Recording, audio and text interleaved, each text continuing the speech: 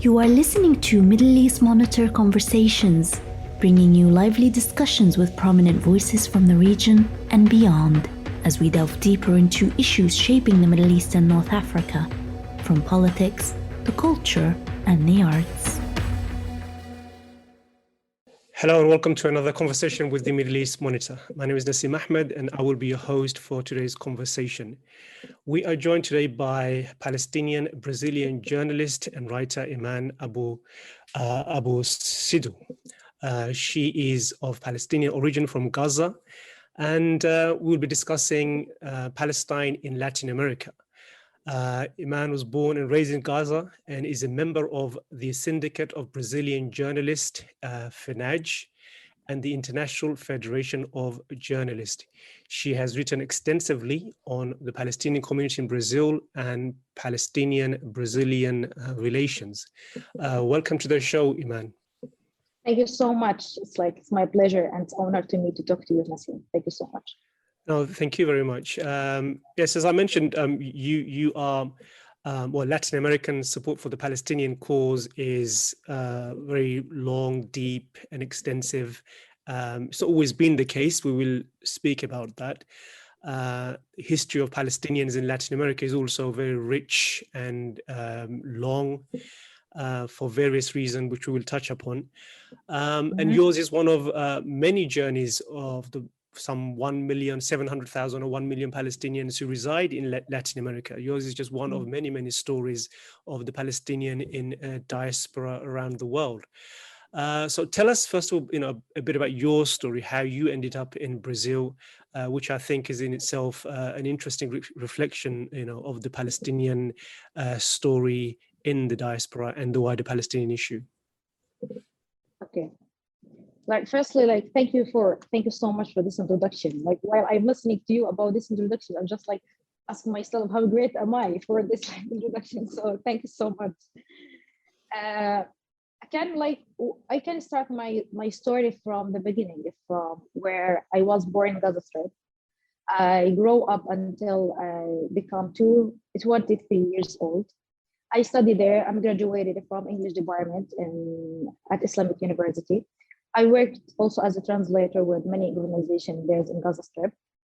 But after getting married, me and my husband start thinking about getting master degree, traveled outside Gaza Strip.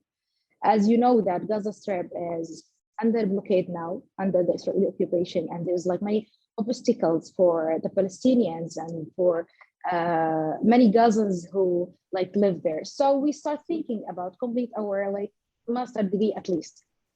Lebanon was the first destination for us. We got a scholarship there, and also my husband has a job there as a presenter in TV. So we traveled to Lebanon, maybe 2014. But when we lived in Lebanon, we just surprised that the Palestinians have a difficult circumstances in Lebanon. For example, me as a Palestinian, I cannot get any president's card. I cannot have my rights as a Palestinian living there. I'm just I was as unknown person there is living in Lebanon. So we start thinking now for a country that can we live freely as a Palestinian. We need we need a country that we can express ourselves as the Palestinians. So Brazil was I think from my point of view, Brazil was the good choice for us to travel, to talk about ourselves, to complete our life, to have a good life there. So we traveled. To Brazil. Well, to be honest, people there helped us to integrate into Brazilian society, to learn their languages, Portuguese languages. We listen to something or to see something that the first time that we hear that for the first time. For example, I have never speak Portuguese languages before. So when you will travel to a country that that the first time you speak this language or know about this language, it's like just a shock for yourself. But I can be honest, I can be like clear that people, the acceptance, the respect from the Brazilian people helped us to be what we are now. So I'm start like learning the languages, integrated into the Brazilian society. Then like when people started asking me about where are you from? When I told them that I'm from Gaza Strip, they told me where it is. I'm just like, I was surprised. Maybe like, is there like the people around the world and not know where is Palestine or where is Gaza Strip? So like, I was like, as a start, when people started asking me more about Gaza Strip and started to ask me more about Palestine, now I'm thinking about like, do something for Gaza Strip and do something for Palestine. So it was the first step for me was like producing a program. Was the first program to me between like there was a program between me and my sister. For example, like a short videos. I'm talking something about Palestinian in Brazil, and my sister talking about Palestinian in Gaza Strip. Well, the reaction from the program was amazing, because like many people like send me many messages, like ask me about Palestine, ask me more about Gaza Strip. And also there's like many messages was sent to my sister asking her about what your sister did in Brazil. Where's the Brazil and what people did in Latin America. After this step, producing videos, producing more program, and then started writing reports about people, Palestinians in Latin America. Their stories, they're like successful stories, because there's like, we are talking about 1 million Palestinians who like living in Latin America, 500,000 living in Chile, like more than 70,000 of the people live in Brazil. So I'm starting like writing about these people, presenting more things about that. And then until like this moment, I'm like just, so let me conclude all my stories with one word. I'm just like, I can see that I'm just a Palestinian. And I think it's my duty, like the duty to put the light around any Palestinian around the world. Like, but like I can start it up now from Latin America at this stage. You know, one of the things that's really interesting to hear. One of the things I noticed, I mean, I don't know if you think of this as well. I've traveled in a number of European countries and across the world, and you know, the sheer number of Palestinian who have PhDs, masters, very highly professional Palestinians who have left Gaza and the West Bank.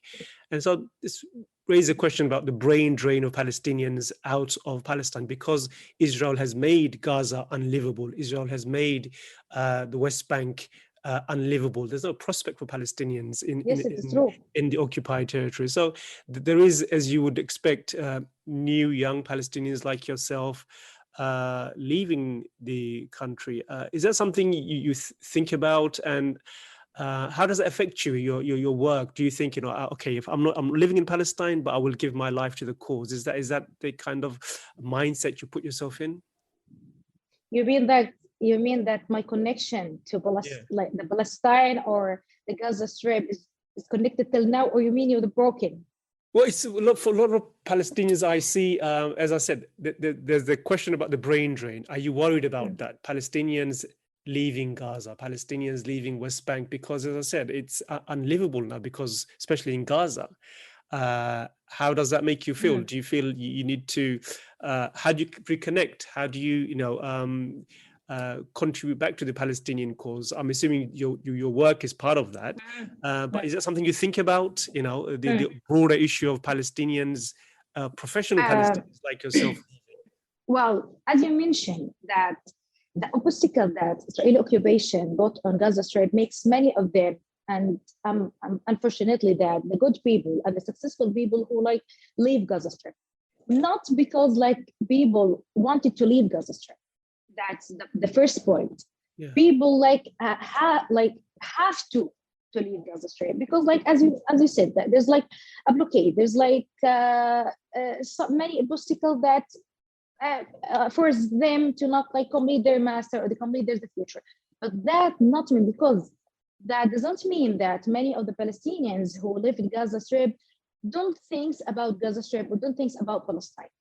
because like as from my own experience, like I'm far away from Gaza Strip, but till this moment I'm thinking about returning back to Gaza Strip. And also I'm regularly visited Gaza Strip. I visited Gaza Strip like twice a year. And this is like when I went to Gaza Strip, every time I go to a Gaza Strip, I face many restrictions due to the Rafah border and due to Israeli occupation. But despite this, I get used to visiting Gaza Strip and Gaza Strip, and also I will make my children also to connect to this till this moment, because like I think that even like despite all these like obstacles and despite of something that Israeli occupation made on Gaza Strip, we still see Gaza Strip as one of the most beautiful country around the world. I don't know how, I don't know why, but this like a connections to us to return or to think about Gaza Strip like that. I'm sorry. Yes, you said that we are worried about like why Palestinians who Gaza Strip like travel a lot from Gaza Strip, but I think that traveling outside Gaza Strip makes people more stronger. For example, if we cannot like me, for example, if I cannot like travel abroad to Latin America, who can like tell people in Latin America where is Gaza Strip or where is Palestine? Who can tell people the suffering of the Palestinian people inside the Gaza Strip and inside Palestine? Who can put the light like on the stories of the Palestinian people in Latin America and how this like really like I'm honest to tell you, honestly, I will tell you like that. There are many Palestinians who live in Latin America for many years, but they do not know much about Gaza Strip or Palestine, of course, because like due to many reasons, because like the dominance of Portuguese languages above the Arabic and English languages, also because the distances between Palestine and Latin America, for example, we are talking about more than 10,000 kilometers between Brazil and Palestine. So there are many people in Brazil don't know any things about Gaza Strip. So I think I know it's like, and somehow it's a sad thing to see how many people like travel from Gaza Strip. But for me, I see that in positive way. Because if we cannot like travel from Gaza Strip, from this blockade, we cannot prove to Israeli occupation that we can travel, we can make progress, we can like tell all people stories of Gaza Strip and let the people around the world know what's happening in Gaza Strip. You mentioned the distance between Palestine and Brazil and Latin America in general, 10,000 kilometers, but it hasn't stopped Palestinians, as I mentioned in the beginning, from traveling there. For a nation of 12 million people, you have nearly 700,000 to 1 million Palestinians living in Latin America, which is a huge figure. Of course, some of them went there because of during the first wave of ethnic cleansing in 1947-48, which Palestinians called the Nakba. They went and traveled as far as Latin America and settled there. And there are, of course, other waves of Palestinians that have lived there, and they've shaped politics and culture in many ways. But can you mention some of those impact and the footprints, the positive ones, Palestinians have had in Latin America generally, the impact they've had on politics, on society and culture in those countries? Before starting the conversation talking about the history about the Palestinians who immigrated to Latin America for many years, let me ask you a question, Nassim. What do you think when I mention Brazil, for example? Carnival, coffee, football. What do you think? Oh, Brazil, the first impression I have is football, because I'm a keen football player and I follow football quite closely. So yes, I that's the first image I have when I think about Brazil. Yes, this is exactly what I mean. Because when we mention Brazil for a particular, or Latin America in general, to any people around the world, and even Palestinians themselves, if you mention Brazil, they do not think about Palestinians. Despite that, and they do not even ask about Palestine and Latin America. Despite that, despite the Palestinians in Latin America have a prominent and great role around all countries of Latin America, but from my point of view, they do not give enough like we can say that as marginalized like category, because like many people around the world do not know much about Palestinians around the world. Of course, there are many reasons behind this, as we said, that the dominance of the languages and distances and above that. From my point of view, maybe if you ask me these questions before 2 or 3 years, I will tell you that the situation is difficult because like there's the domain, because there's like the revolutions of the media was not like very effective at that time. But now at this time, because like as we said, as we saw now, the effect, the impact of the social media platforms and the media revolutions made people ask more about Palestinians in Latin America and made people to like want to know more. For example, from my point of from my own experience, before 2 or 3 years, people maybe not interested to know more, but now people start to ask me what is happening in Gaza Strip and what is like, for example, like the last war in Gaza Strip. They started to ask more about it. Well, we will talk about this point much more informations about that, but we can like start it from the first point. If we want to talk about Palestinians in Latin America, we should start it from the first point, which is like, where did they come? How did they come? And why did they come from the Palestine? We can say that the immigration of the Palestinians into Latin America, like has, as you said, has divided into 3 waves. The first wave was in 1890, at the end of the Ottoman Empire and at the beginning of the British rule and the Palestine. People like most Palestinians has like escaped from the difficult economic and political circumstances at that time. Most of them like have immigrated from the center of Palestine, for example, Jerusalem, Bijala, Sahur, were holding the Ottoman passports. That's why most of the Palestinians in Latin America, or most Latin people in Latin America, called Palestinians as Turk, because like all this passport when they come for the first wave of immigrations. The second wave of immigrations was as a result of a Nakba, 1948. And when we say a Nakba, which means like escaping from the war, what's happening in a Nakba. The second wave of immigration, and this, well, I will speak more about, I speak much about this wave because like we consider the third wave of Palestinian immigrants as the largest wave of the Palestinians into Latin America. That's why, what is the difference at this wave? Because like this, like the third wave of immigrations happened with a help from the government which hosted the Palestinians before. For example, that many Palestinians who immigrated in Brazil, when you ask any Palestinians now live in Brazil, how did you come to Brazil? He will ask you, I came here with the help from the Jordanian government. Also, the desire of many of them to join their relatives, their families who fled before to Latin America. That's why make the third wave of the immigrants, the third wave of immigrations, the most one of the largest one to Latin America. The first wave, the second wave, or the third wave, all the Palestinians from all these waves came with one intentions, which is to collect money and then return back to Palestine. Just one intention, just collect money and then return back.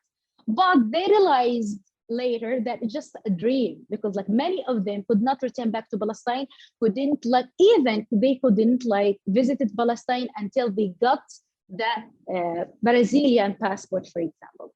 I told I have interviewed for before maybe 1 year, I have interviewed one of the most known Palestinians in Brazil, and I asked them where was the first time, what was the first time that you visited Palestine. He told me that after maybe 20 years living in Brazil, I could visited Palestine for the first time, and after getting the Brazilian passport, because like as you know, like I'm a flood from 1867 and Nexa, and I couldn't visited Palestine before. This okay. Carry on. So I don't want to stop you in your role. Go on, you carry on. Okay. All these Palestinians, as we said, like escaping or flooding from the war, that means that they like came from Palestine to Latin America without anything. Just all of them, most of them, came to Brazil or Latin America with like only with their backs, with means, and they come with poor conditions. But despite all this, Latin people considered the Palestinian as the most successful community in Latin America, because they started from the 0 point until they become now one of the most important communities in Latin America. They hold a good economic positions. Many of them have companies, have their marca, and for example, I talked to you about one of the Palestinian businessman who was come to Brazil, just started from selling shoes in the street. Then after that, he opened his small shop. After that, he opened his small company. Till now, and this moment, he got now his special marca, which is the most famous marca in Brazil. So that's why people in Latin America consider the Palestinians as one of the most famous communities in Latin America. We can say if you want me to talk about Chile, for example, we are talking about have millions of the Palestinians who live in Chile. If you visit Chile one day, you cannot feel you are a stranger there, because every building, every street, every place, you will notice the Palestinians flag is raising around the building. We can say we can talk about the Palestino club. Palestine, one of the most important football team at Chile, and is considered as the second national team in Palestine. We are talking about a football team which is established at 1920. You mean you thinking about 1920, which means that before what Israel called the creations of Israel. So we are talking about the existence of the Palestinian people at the place before what the Israeli occupations speaking all the time that we are created and we are exist before the Palestinians and that. So there's evidence. So the impact, I want to conclude with one point: the impact of the Palestinians, the communities of the most members of the Palestinian communities belong to professional upper classes, which means which allow them to play a prominent role in their society, whether it's social, economic, cultural, and even in political way. That's really inspiring to hear. I mean, a migrant community, refugee community, many of whom were refugees, came with nothing and achieve what they've achieved. It's quite a recurring theme with the Palestinian story. Many positive things, as well as, of course, some heartbreaking stories of Palestinians. For example, I mentioned earlier, who fled the war in Iraq in 2003. Some of them ended up in Brazil under UNHCR, but they weren't given the protection. So there's all these problems that come with statelessness, as is the case with many Palestinians. But you spoke a bit about the positive effect Palestinians are having on Latin America, had on Latin America. But we've also seen over the years, that there's a rise in right-wing nationalist politics. So we've seen Bolsonaro for example, in Brazil. And I wonder, Palestinian, yourself and other Palestinians who are in Brazil, who look at Bolsonaro, who has been very vocal in his support for Israel, and gives off an impression which really isn't, I would say, hostile to immigrants, hostile to immigration and foreigners. what does that political change generally in Latin America mean for Palestinian? How does that make you feel as a Palestinian and other Palestinians who have been there for, as I said, for decades and decades, who've who've built homes and planted roots in Latin America? Well, I will tell you something, that the government of Jair Bolsonaro, which is the current Brazilian president right now, but to be clear, that thanks to Allah, that Jair Bolsonaro will live in the next coming, in the coming elections, because many people say that the previous Brazilian president Lula da Silva will return, and that's a great news. We hope so. Under the government of Jair Bolsonaro, everything changed, because Jair Bolsonaro broke the balanced attitude that previous Brazilian presidents maintained about the relationships between Palestine and Brazil. Since the rise, if we return back to the history, since the rise of the Worker Party in 2002 in Brazil, all the Brazilian presidents maintain the distances, or maintain the attitude, the supportive attitude toward between Palestine and Brazil. For example, if we say Lula da Silva, Brazil was the first countries which recognized Palestine in 2010, which recognized Palestine as a state of the border of 1967, and it is 2010. Following Brazil, there's a lot of many countries, countries of Latin America recognized also Palestine, except of Colombia. That was because Colombia recognized Palestine in 2018, and we will talk why Colombia was late to recognize Palestine in 2018. But what I mean that Lula da Silva, from the 2010, he was the first countries who recognized Palestine as nice. Then he was the first Brazilian president who visited Palestine. Also, he gave a land from the Brazilian, which is near to the government balance, to the Palestinian embassy, to build their embassy, the Palestinian embassy, to be near to the Brazilian government. Not only Lula da Silva. After Lula da Silva, there's Dilma Rousseff, who was a very supportive for the Palestinians peoples in Brazil and also outside Brazil, and everywhere. For example, at the war which happens in Gaza 2014, was Brazil for one of the first countries that give help to Gaza Strip at that time. Also, after Dilma Rousseff, there's the Michel Temer, who was an Arabic president, also show his supportive attitude toward the Palestinians, toward the Brazilian and Brazilian community, and also outside Latin America. But this is happened before. But in 2018, when Bolsonaro won the victory, when the the Brazilian government, he just broke these distances. Not only that, but he became a friend to Israel, which means that every supportive situations and every everything that the previous Brazilian president gave to Palestine is broken. So they we cannot forget to mention that the first promise that Jair Bolsonaro made for the Israel was transferring the Brazilian embassy from Tel Aviv to Jerusalem, as recognizing from him as a capital for Jerusalem as the capital for Israeli occupations. So that this is what I said that Jair Bolsonaro did after that. But this what I said as I'm telling you as a government or as a president.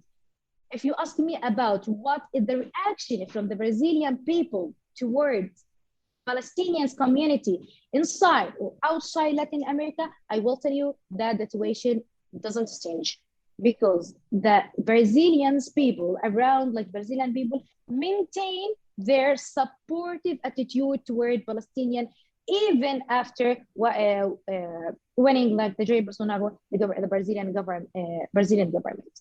But 70% now, 70% of people said that Lula da Silva will return back to the government, and which like that mean will like affect very well toward the Palestinian community and Latin. Yeah, I think you may be right there, because Bolsonaro, as we know, is really a product of a much broader global issue to do with the rise of evangelical Christians in many of these Christian countries, and also a backlash against globalism and the rise of populism, as we saw in the US as well, which elected Trump for 4 years. And in that period, there's a lot of under the Trump period, many of the Latin American countries, followed Trump's line on a number of issues. But as you say, on the grassroots level, the support for Palestinians is planted in society. It's in the DNA, is quite deep, which probably explains the reasons for the election of Gustavo Petro. Chilean was elected recently. One of the and also, for example, one of the statements that was made by the 36-year-old Gabriel Boric, who was also elected, he said, that the Palestinian issue is really one of the top in his priorities. So I think when people like them return back to power, it kind of confirms what you're saying. At the grassroots level, the support for Palestinians will remain, and Bolsonaro is just a phase. So does that reaffirm, what you've been saying about the grassroots support for Palestinians, the election of the Chilean president, and also the Colombian president, Gustavo Petro, who was recently elected as well? Yeah. Recently, before days, we heard that Gustavo Petro won the Colombia elections, and to be the first leftist president who won the elections after because all the previous Colombian president was under the control of the right wings, under the control of United States of America. So to be one of the leftist president achieve this victory to Colombia, of course, will affect it to Colombia itself, and will affect to Palestinian also around in Colombia or in Latin America. Also, we cannot forget that Gabriel Boric, who won the elections in Chile, to be the president of Chile. Why people consider the victory of Gabriel Boric as a victory for the Palestinian community in Chile? Because Gabriel Boric was known as a strong supporter for the Palestinian community and the Palestinians in the occupied land. More than once time,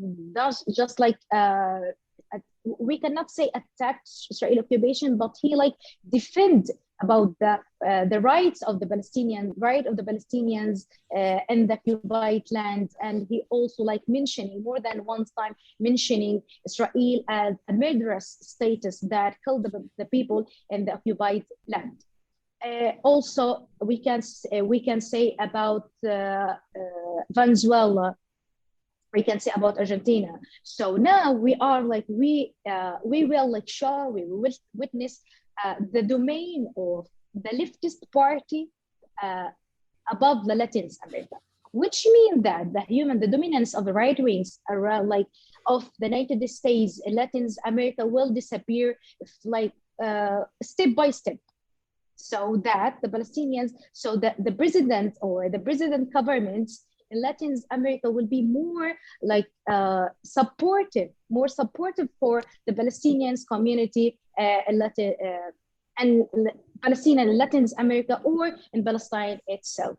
For me, I feel comfortable somehow, because if you for example, if I ask you, if you we're living in a place where many people feel free to speak about Palestine, that will be more comfortable for you to speak more about Palestine, to defend more about Palestine.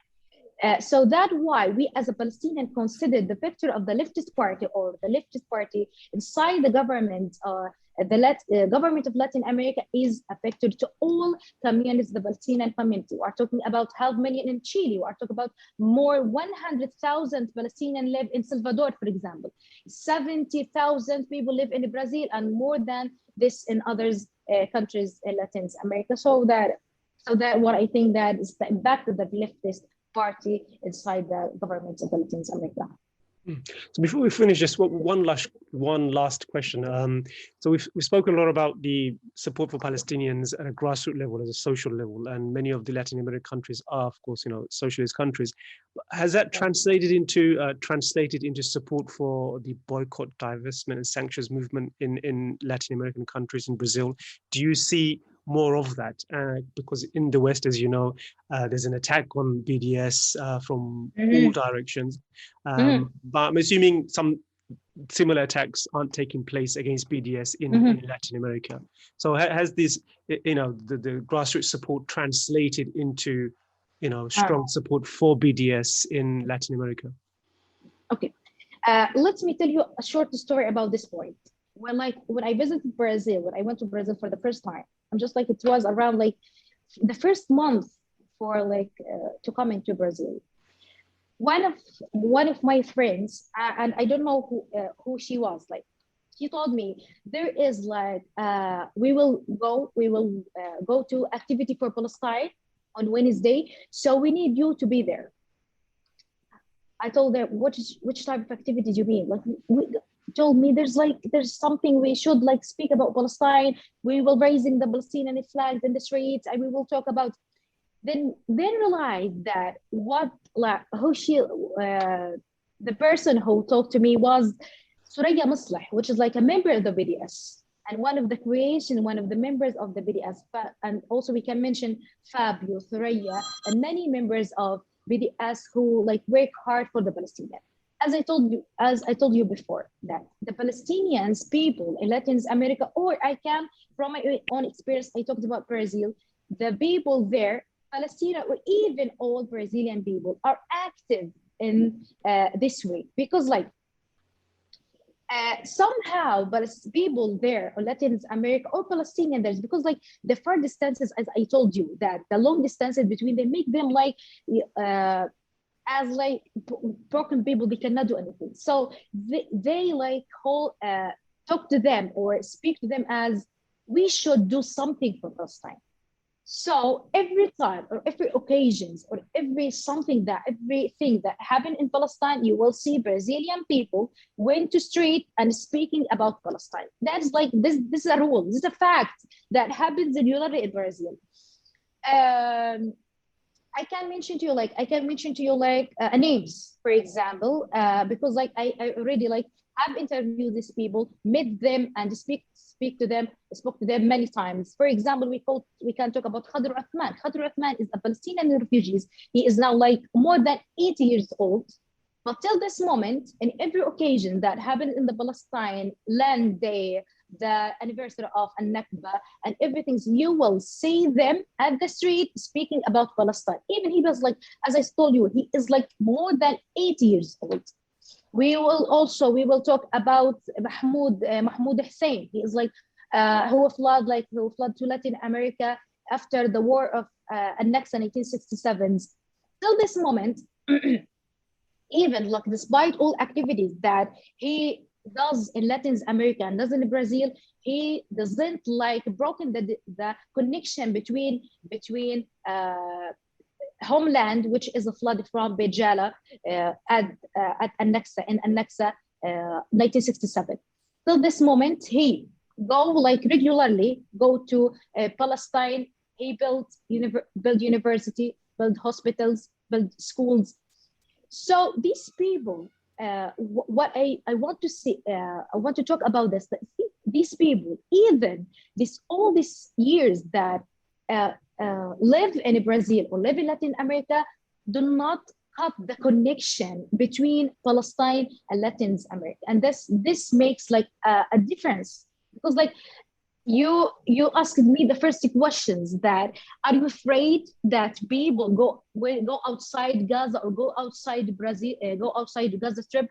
I told you I'm worried, but I'm not afraid, because I noticed people who just traveled from Palestine in 1967, but till this moment they do not broke the connection between their homeland and Brazil. When I speak to this to Khadr Uthman or Mahmoud Hussein or any other people, I asked him one questions. If you are now, by the way, he is a famous Palestinian businessman in Brazil, and he has company, he has money, he has great positions, whereas in economic, on a political situation. But I asked him a questions one day. If you have a suitable opportunity to return back to Palestine, do you want to return back? He told me, I'm a dream about returning to Palestine. Not I'm dreaming. I wish that I can return back to Palestine and now I'm working to all my children to return back to Palestine, because we are Palestinian. Even we hold any passport rather than the Palestinians, we still Palestinian. We still have this attitude and have the duty to Palestine. That's what I meant to say. Yeah, I think on that note, we will finish, Eman. I think to every Palestinian you ask, they will say they would want to exercise, the refugees anyway, exercise their right of return. And those who live abroad one day want to go to a free Palestine, which isn't occupied by an Israeli state. Really enjoyed our conversation. And I want to thank my guests who have tuned in to watch our interview, and I hope to see you again soon. And join us again for another conversation next week with MEMO. Thank you very much and goodbye. Thank you so much. It was my pleasure. Thank you, Nassim. This was Middle East Monitor Conversations, brought to you by the Middle East Monitor in London.